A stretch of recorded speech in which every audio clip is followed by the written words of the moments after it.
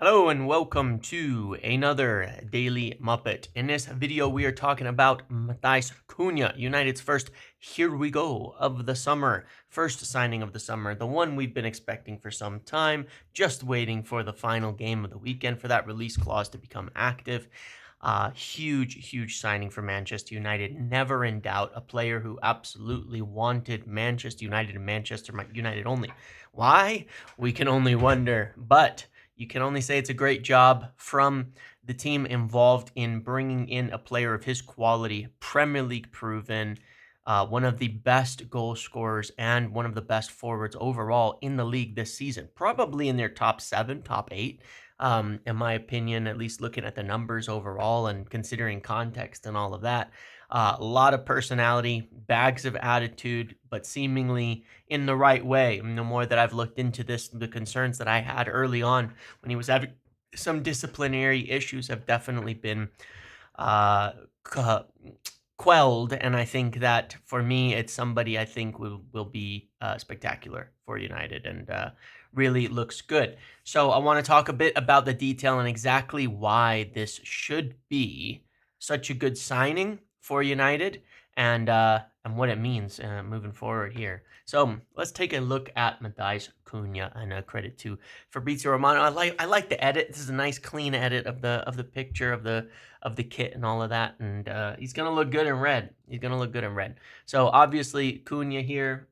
Here we go. I want to talk about his stats and how he will explode at United. I did a video on him a while back, one of the only ones because I was so confident we were going to end up getting him at that point. Um, that kind of explained this, but I wanted to do it a little bit differently. So this is his season. 15 goals, 6 assists, 13 big chances created, 52 chances created. A deal done for 62.5 million pounds paid over 3 years. So we pay 20 something million, 20 and a half now, 20 and a half later, 20 and a half later. I missed a million in there, so it's like more like 20.8. But over the course of these three seasons, you look at his position. He is a classic number 10 in a three-back system, not hugging the touchline, running in deep, but playing across and around and being flexible in the spaces. Obviously, starting from, mid half space areas, getting into the wider areas at times, but leaving a lot of room as you get towards the box for your wingback to get by and have those great interplays. He's been working with Ait Nouri on that side, a top wingback. And I think that bodes really well as well for his experience and ability to work within a system that wants to use that wingback. We've seen that as a huge downside this season of playing Garnacho out there is the inability and unwillingness or inexperience in utilizing the wingback. The important thing to note about Cunha is aside from his massive amount of goals, these are unbelievable numbers for chances created. He puts himself way up there for chances created. Now, some of those are for himself, but he creates like crazy. He's got a nasty long shot, the type of thing that you like to see when you're trying to scare off teams when teams are sitting deep, the fact that you can hurt them from outside the box as well. A lot of things to like there, but not just in a dynamic, goal scoring player, but a massive creative influence among the best in the league at creating chances for others too. If we look at Garnacho's season, you can see the heat map here. You see the exact problem I'm talking about. Rather than occupying the 10 spaces in the opposition half, it's very often taking the route and the run that your fullback will, your wingback rather, in a three-back system. This is, of course, a classic 4-3-3 winger type of setup, holding closer to the touchline and coming in. Often forcing the fullback to invert, but we have not seen that to be a very successful play at United. 6 goals, 2 assists, 4 big chances created, 24 chances created. Plays more like a natural winger, taking the space of the wingback. Not ideal for team dynamics and chances, mostly just dribble shoot. Not a lot of passing from Garnacho as well. Aside from the extremely low rate of success on goal scoring, not much of a passer of the ball, not really giving others chances, not utilizing his wing back in the way that we want. It was one of the standouts, and not all of this came through for what it's worth, because some players just didn't work. But Um, it's sort of a shame because when we talked about Amram coming in the beginning, Garnacho was one where I felt he probably wouldn't fit in the system at all. Now, Rashford was one I thought who did, but that hasn't worked for completely separate, more personal reasons that are different. Stylistically, though, it was always going to be a tough sell for Garnacho, who plays more like your classic winger. The problem, even with that, though, is the skill set involved. Even as a classic winger, Garnacho's one-on-one ability is really, really poor, very, very low. His shot frequency is super high, while being incredibly low in terms of finishing chances. So you look at it, and not only do you get 2.5 times more goals, more assists, but you're getting 3 times as many big chances created and over double the chances created overall. As well, should be working significantly better within the team dynamic. So it's a straight upgrade to a player who fits the profile better, regardless even of skill set. Fits the profile a lot better in terms of how he plays, and will play much better within the system. I made these charts a while back, and it was to kind of show that Cunha is on another planet when it comes to his shooting volume and efficiency. We could see that, like in the present Garnacho down here, high shots, low goals. Cunha was at high shots, high goals, so scoring almost 3 times as many goals per shot, which is kind of crazy. Quite wild, in fact. So he's one of the most dynamic and efficient goal scorers in the league, in Europe, really, overall, and that was impressive to see. One that I made before as well was to talk about this idea that we don't get the ball to the forwards. When you look at this left one, attacking pen touches versus production, Garnacho is in the high numbers of receiving, but his production is extremely low. And Bumo and Cunha are around the same here. And that is really interesting because Mbumo is another one that we are strongly looking at. We'll talk more about that in other videos and lives throughout this week, as that is a very live situation on Mbumo. But you can see the goal and assists and key passes per 90 are really high, while receiving the ball in the attacking penalty area almost half as many times as Garnacho. And the same goes for progressive passes. We are getting the ball forward to our players, as an outlet. Now, some of this is stylistic. Cunha is naturally going to drop deeper, so he's not going to be receiving at the end. But the point being, when you're able to produce this much while playing differently, while helping as well more in the buildup, while not just being an outlet, that is huge. And we'll break down some numbers. So that's really cool. It's really good, but how does it scale? So up top is Cunha. If you look at his touches, you'll see, 53.49, and you'll see how it's kind of spread out. A lot of touches in the middle third. It's very staggered here. So in that Wolves system, he's obviously having to drop a bit deeper to pick up the ball, and they're spending less time in the attacking area. You look at Garnacho, he has fewer touches by a few, but you look at his work, doesn't do anything in the back defensive thirds. That's one thing that Cunha will do more of, is picking up the ball, winning it in the defensive thirds. He picks his moments properly to defend. Garnacho does not touch the ball in the middle thirds. This is an aspect of build-up that is really missing. And I've said before, when people are talking about midfielders and all of that, the point I've always tried to make is that it's a team dynamic why our build-up is poor. Your 10s are supposed to drop into the midfield, provide angles from the back, from the other midfielders, from all that, and almost form a 4-man midfield like you would want, with the wingbacks out wide, making at times a line of almost 6, which gives you superiority to play through the middle thirds and then aggressively running into the final third to give you superiority in numbers there. Cunha does that to a letter, but it'll likely be needed a little bit less, and we should likely have a bit more of the ball. So even though, some of the touches being lower in the attacking penalty area, where Garnachos are scaled really, really high, are intentional because he spends a little more time deep and a little less time as an outlet.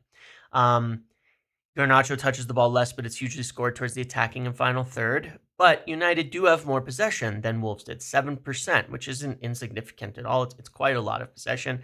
The field tilt was 51% to 43%, and that's with United not at their best. So my point being, field tilt being where the possession of the ball is more being held, United will have it in the attacking areas more. So even stylistically, we should expect Cunha to be able to increase these numbers while maintaining the same way that he plays, just based on United being a better team possession-wise than Wolves.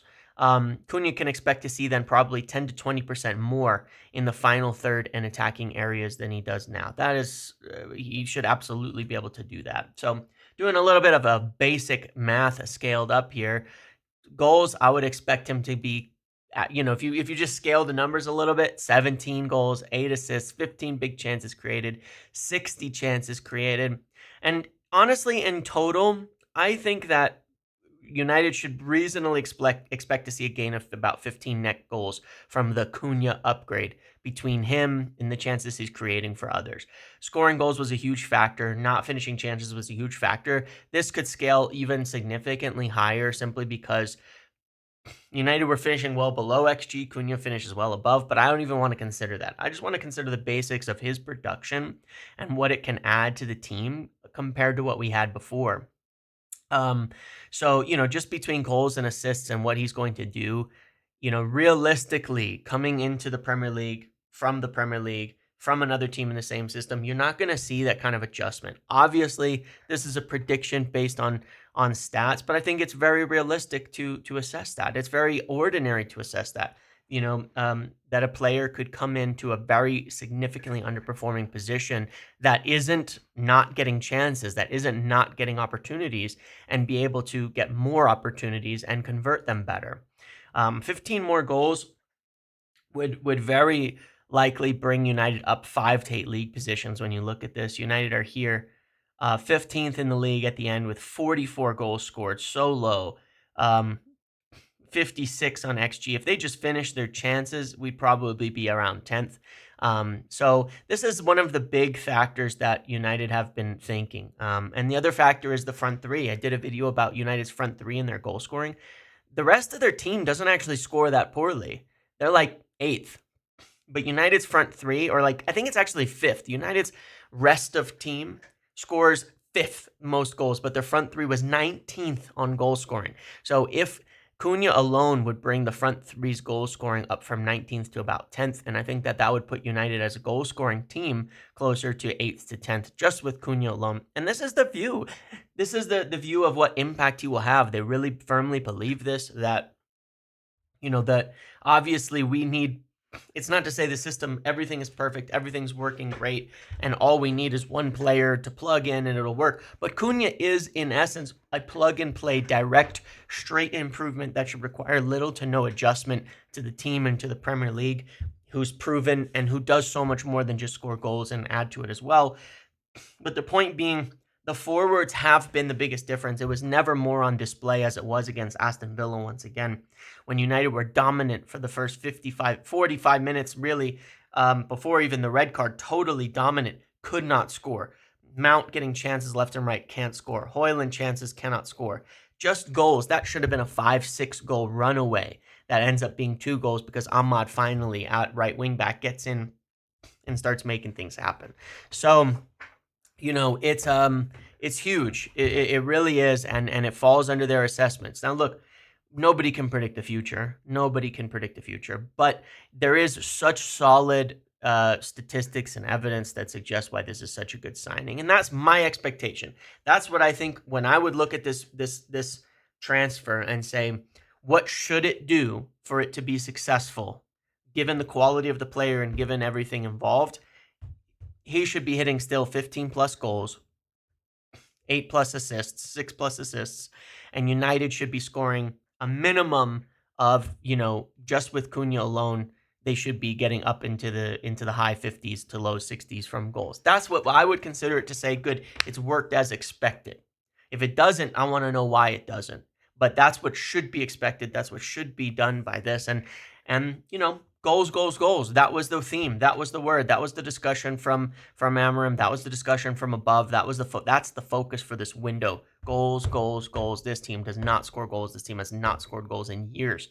It has been the biggest problem, the inconsistency and inability to produce goals. And they view that as the biggest, fastest, most direct, and most consistent solution to climbing back up the table into European positions. Is it just Cunha alone? No, but Cunha, I think, will bring us into that top 10 Adding a striker on top of that will certainly, a good striker on top of that could absolutely bring us in closer to the European places. Another goal scorer on top of that, so there's some depth in addition, regardless, like if Bruno stays, adding another goal scorer as well, a third that they want to, like an Mbumo with 20 more goals to his name, then you're talking about a team that has the firepower to compete. It needs to fix the other things still, but then it actually has the attack to compete with the best in the league, quite literally, at that point. So that's what they want to do. Start there. It's hard to win games if you can't score, no matter what you're doing elsewhere. That's the point. It's really hard to win games if you can't score goals, and it's the main reason we couldn't get through Tottenham. We could have played 180 minutes, and we probably wouldn't have scored goals with the players that were out there. So very excited by Matheus Cunha, going to be an incredible signing. Again, Premier League proven players, they just fit. They just work like a glove. This is what it should have been with Elise last summer. Unfortunately, we couldn't convince him. We didn't have Champions League, but this is the kind of signing it would have been. Plug and play, drops right in. You can see the quality of him on display at Bayern. An incredible player, but I think this is basically of a similar nature on the left-hand side. So, yeah, very excited about this. This is a good deal. We need more. We need more. I will feel much better the moment we have at least a striker coming in as well that can score goals too. But if they get those three forwards they're intending, then I'm going to feel at least it's going to be fun to watch United be able to take chances and make something of them because of the personnel and the quality involved. We've had some seasons like that. Martial, Rashford, Greenwood under Solskjaer with Cavani in there. That was something. It was fun.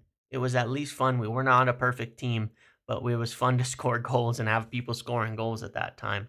And I think that at minimum, we'll be back there and have the ability to have match winners on the pitch. And that's what we need. Thanks for watching. Plenty more to come this week. Make sure to like, comment, subscribe, turn notifications on. I'll see you in the next video.